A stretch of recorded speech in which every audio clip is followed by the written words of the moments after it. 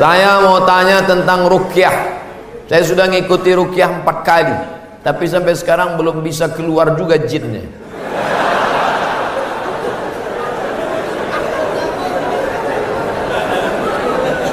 Nanti pergi ke Pekanbaru, mana tahu hari libur, di belakang Hotel Premier ada Masjid Al-Falah. Ini nomornya, catat. Mana tahu ke Pekanbaru. Mungkin sama Ustadz ini jin itu tak takut, yang ini dia takut.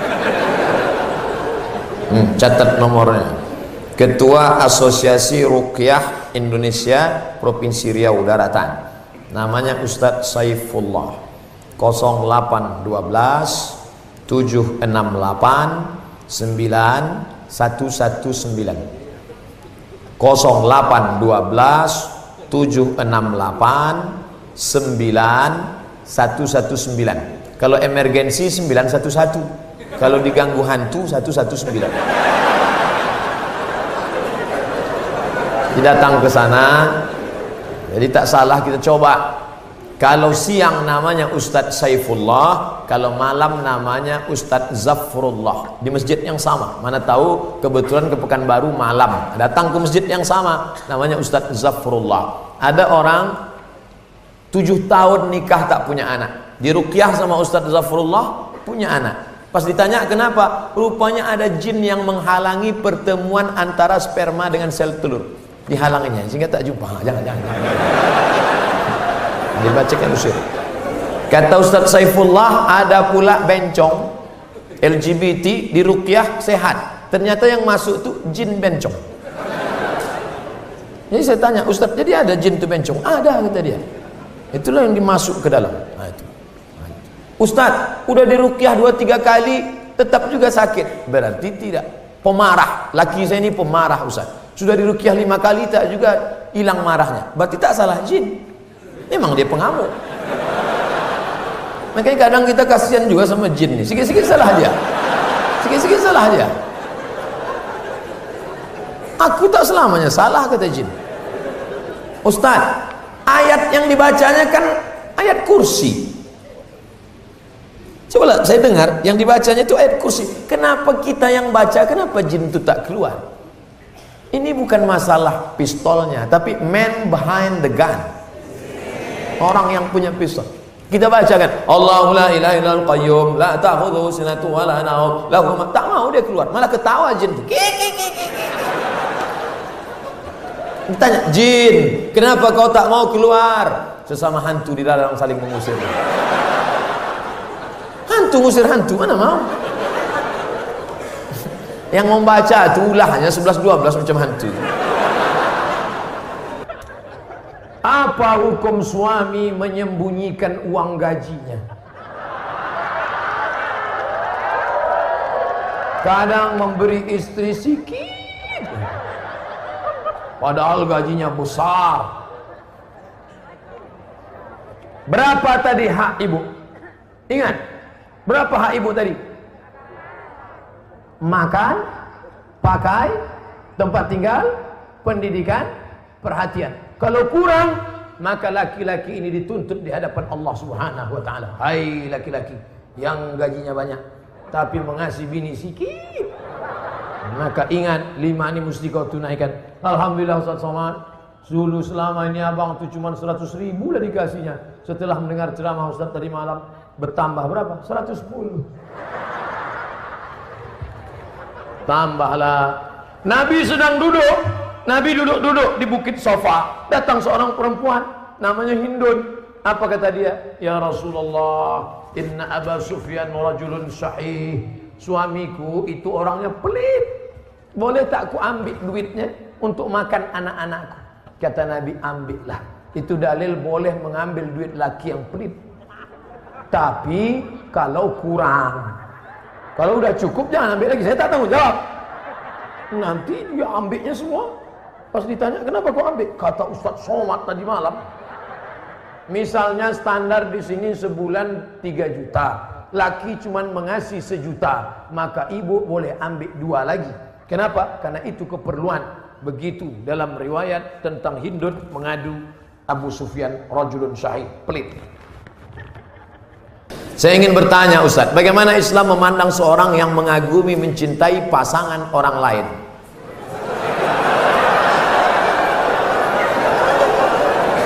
Bagaimana pula jika orang itu memiliki perasaan yang sama dengan kita?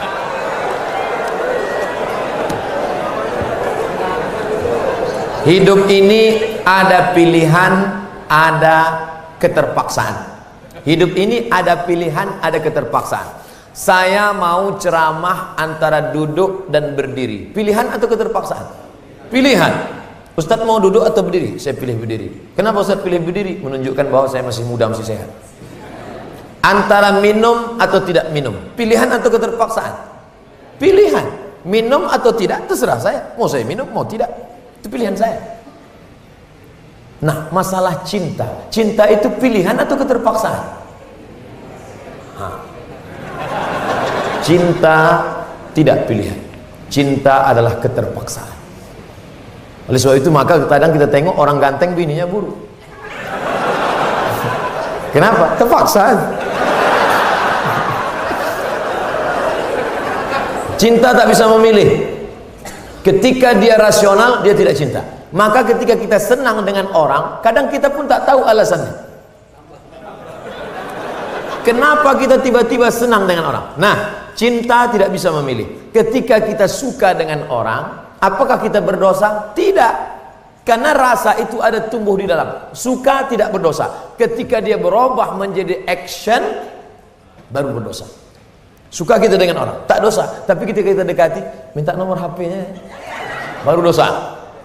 Lalu cinta itu apa? Cinta kepada anak gadis orang belum menikah, kita bisa nikahi dia. Yang jadi masalah bagaimana kalau cinta sama bini orang? Oleh sebab itu maka rasa itu mesti dibuang, karena dia adalah bagian dari ujian. Ujian. Jangan dipeturutkan. Dipeturutkan, didekati, apalagi sekantor, witing trisno jalaran suko kulino. Kita tumbuh hanya sering kena. Berawal dari 6. Pertama, nazratun, pandangan. Setelah lama memandang, fabtisamun, senyum. Setelah senyum, fasalamun, selamat pagi, good morning. Setelah salam, fakalamun, kerja di mana? Di BP, sekantor ya. Setelah fakalamun, famau'idun, janjian. Bisa ketemu kita nanti siang? Oke. Sukanya makan apa? Ayam panggang. Sana kalau gitu, iya. Faliqaun, pertemuan. Setelah pertemuan, bekerjalah setan, lalu kemudian makan bersama, makan siang. Apa kata orang Inggris? No free lunch. Tak ada makan siang yang gratis.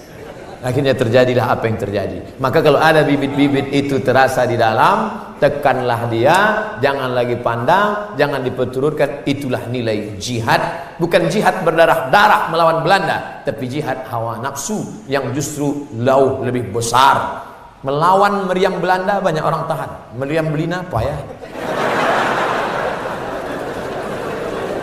Bagaimana hukum kita sholat berjamaah di suatu lapangan, terus sopnya putus-putus?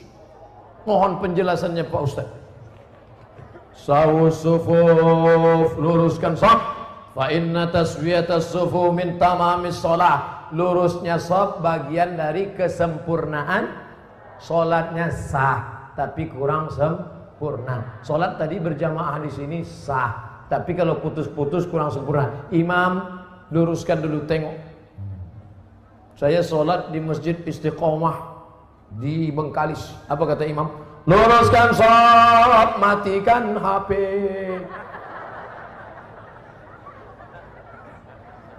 Ada pula di masjid lain, luruskan sholat, angkat kaki celana. Ada pula di masjid di Dumai lain lagi, luruskan sholat, simpan batu cincin. Saya tanya, Pak Imam, kenapa lain ini? Iya Pak Ustaz, batu cincin ini buat orang tak khusyuk. Waktu tasyahud tengok, sudah ada ini. Tapi tiga-tiganya sepakat bahwa luruskan sop. Cara meluruskan sop itu Pak Ustaz, ujung kaki di ujung tumit, ujung kaki di ujung sop. Kiblatnya ke sana. Ini ujung sajadah, tumit. Nah, tumitnya yang rata. Takut pula terlentang. Tumit. Jadi yang rata itu tumitnya. Adapun ujung kakinya ya tergantung kaki masing-masing kan? Kalau kakinya panjang, panjang. Kalau pendek, pendek. Mangkibun bimangkibin. Bahu rapat dengan bahu. Bahu bersentuh dengan bahu. Bersentuh dengan bahu. Saya kalau bahu saya disentuh orang, saya tak. Cuman kalau kaki kadang disentuh, geli kita. Nah, jadi kalau ada kawan, kita senggol kakinya sekali, dia geser, jangan disenggol lagi. Nanti asik ngurus kaki. Saya khawatirnya dia preman baru tobat. Begitu kita dipijakkannya, gitu. Bertinju kita di masjid. Kalau sampai kita bertinju di masjid, nanti yang ketawa yang tak ke masjid. Kenapa orang itu bertinju di masjid? Gara-gara kaki. Untung kita tak ke masjid. Allah pak balak 6. Nah, jadi bahu rapat dengan bahu, kaki rapat-rapat sikit lah. Kalau dia risau atau usah tempel. Setelah itu barulah imam angkat takbiratul ihram. Allahu Akbar. Bagaimana hukum suntik rubella yang belum sertifikasi halal MUI? Sampai sekarang Majelis Ulama Indonesia tidak mengeluarkan sertifikat halal sampai hari ini. Itu yang disampaikan oleh Sekjen MUI, Wakasekjen MUI, Kiai Haji Dr. Kiai Tengku Zulkarnain. Oleh sebab itu kalau ada yang memakai itu alasannya karena darurat. Karena kata dia kalau tidak disuntikkan ini anaknya sakit cacat, mati. Kita kalau dipilih antara dua, mati atau makan babi, pilih mana? Makan babi. Tak boleh pilih mati. Masuk ke dalam hutan, pilihan cuma dua, mati sama makan babi. Kau pilih mati atau makan babi? Aku mati aja lah, tak boleh. Mesti makan babi. Ambil kecap, colek-colek babi itu.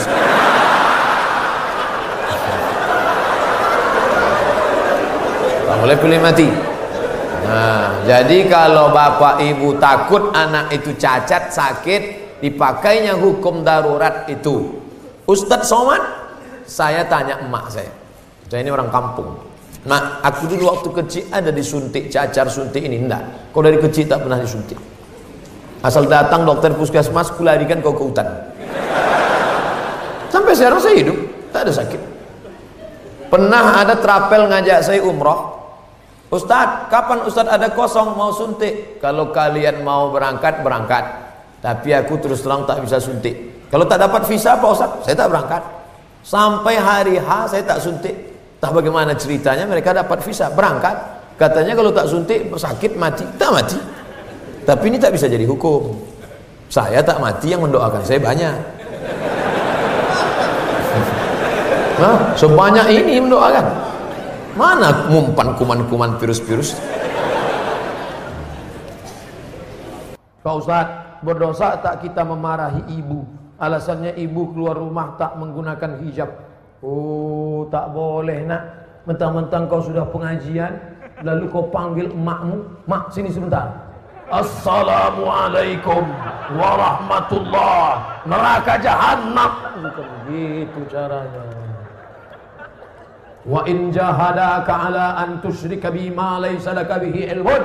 Kalau emak bapakmu memaksamu untuk mempersekutukan aku, fala tuti'huma, jangan kau patuhi dia. Tapi untuk melawan tetap tak boleh. Wa sahibhuma fid dunya ma'rufa, tetaplah bergaul dengan jangan kalian yang menasihati dia. Datangi Pak Wan, datangi Pak Bupati, datangi Pak Wabu. Pak, bisa tak Bapak nasihati mak saya? Mak saya ini takut sama Bapak. Nah, panggil Pak Bupati. Bu, sini.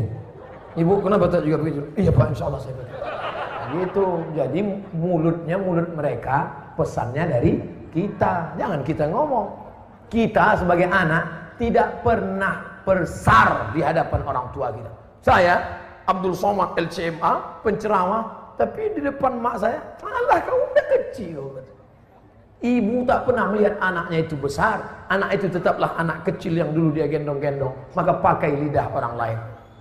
Cari tokoh-tokoh adat, tokoh lembaga adat Melayu, nenek mama, tokoh masyarakat. Datuk, bisa tak Datuk nasihati? Nenek, bisa tak nasihati emak saya belum berjilbab? Aku pun tak berjilbab juga. Apa hukum orang yang mampu beli mobil tapi minyaknya pakai subsidi premium?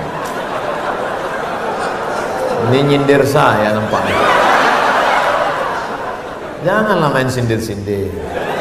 Kalau mau turun saya baru tanya langsung. Berat menjawabnya ini. Kita bandingkan dengan negara lain, bagaimana harga minyak, bagaimana hebatnya negeri kita, gemah ripah, loh jenawi, tongkat dan batu jadi tanaman, untayan zamrud, katulistiwa di bawah minyak, di atas minyak.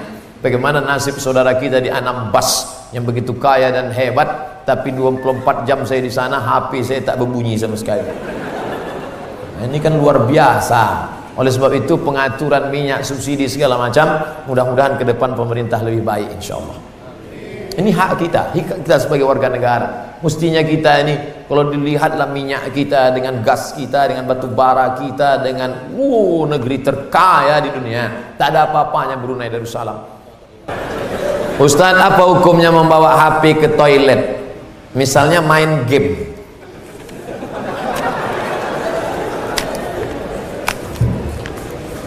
Ada orang buang air besar sambil main game. La ilaha illallah Muhammadur Rasulullah. Fokus sajalah di satu pekerjaan. Tahu salah yang lain. Pak Ustadz, saya mau nanya, apakah orang yang bertato itu tidak diterima sholatnya? Ada orang pakai tato, apa tulisan tatonya? Orang yang bertato tidak diterima sholatnya.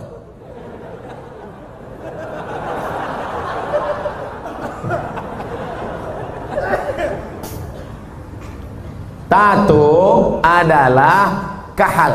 Kahal adalah celah yang dimasukkan ke dalam kulit dengan cara dilobangi, dimasukkan kahal. Itu tato zaman jadul. Tato zaman sekarang tato listrik, tato macam-macam jadi bang. Mantap, waktu masih muda tegak, gambar tatonya ular kobra. Setelah tua kena diabetes. Mengkurut, cacing pita.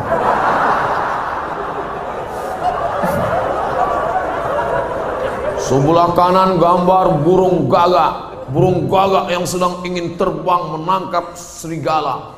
Tiba-tiba karena sudah tua, kurus, keriput, gambar burung puyuh. Dulu preman tengik, sekarang tobat. Nah, apakah setelah tobat dia perlu menyetrika tatonya? Tobat, sekarang ada cacing pita, mau disetrika lurus. Maka saudara-saudaraku yang sudah bertato tidak perlu menyetrika tatonya, wuduknya sah, air wuduknya masuk, sudah dikaji oleh para ulama, tidak perlu membuang tatonya. Hanya saja kalian yang dulu mantan-mantan petato perlu membuat komunitas tato tobat, KTT. Disangka orang konferensi tingkat tinggi. Ternyata komunitas tato tobat. Yang nggak punya tato nggak boleh masuk. Ada yang tatonya seperti Yakuza, ada bertato semua, ada sebelah mukanya tato semua isi. Tiba-tiba ada satu pesertanya nggak punya tato. Loh, sampean nggak ada tato kok bisa ikut? Ternyata tatonya cuma satu tai lalat. Dulu pengen jadi Rano Karno, nggak jadi. Dulu sama-sama dulu kan ada anak-anak muda ingin jadi Rano Karno, disuntik, ambil jarum, tusuk, kasih spidol. Ustaz kok tahu? Saya dulu nyoba juga. Nggak jadi. Nah, bagi yang belum punya tato jangan buat tato.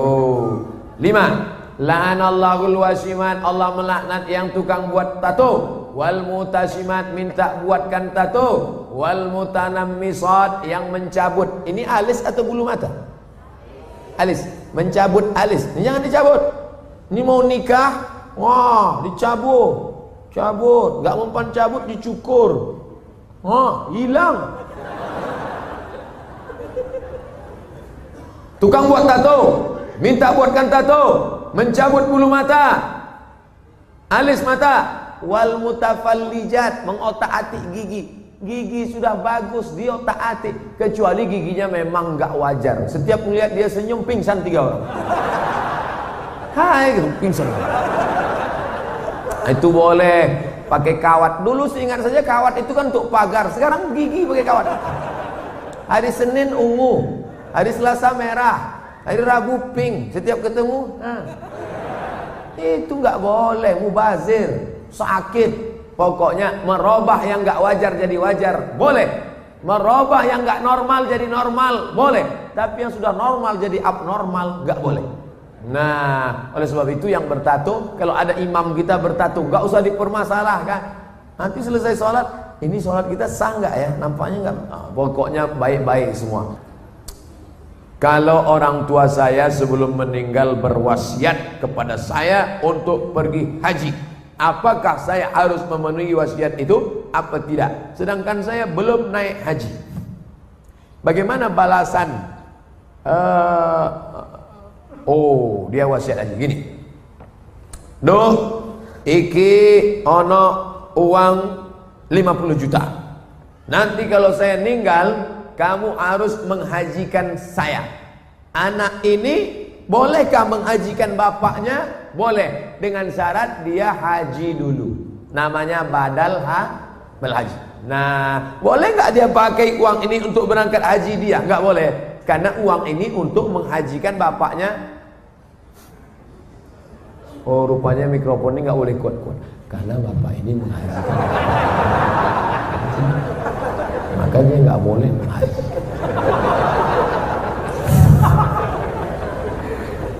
Jadi dia harus haji dulu, baru dia bisa menghajikan bapaknya. Dalilnya mana? Labbaik Allahumma subruma, labbaik Allahumma subruma. Aku menghajikan subruma, aku menghajikan subruma. Sampean kenes dulu. Come here for a moment. Sini sebentar. Kamu tadi menghajikan siapa? Menghajikan subruma. Subruma itu siapa? Sedulurku. Aku menghajikan subruma. Sampean wis haji apa ora? Urung. Haji dulu dirimu, baru hajikan orang lain. Nah, kebetulan nanti anaknya dapat uang, dia berangkat haji, bawa uang almarhum yang 50 juta tadi. Kebetulan nanti di Makkah ketemu mahasiswa dari Semarang, anak KSW, kekeluargaan Wali Songo. Di Mesir, kalau anak Jawa Tengah itu nama persatuannya KSW, kekeluargaan mahasiswa Wali Songo. Kalau kami anak Riau namanya KSMR, kelompok studi mahasiswa Riau. Ustaz kok tahu? Kami dulu tetangga di Kairo.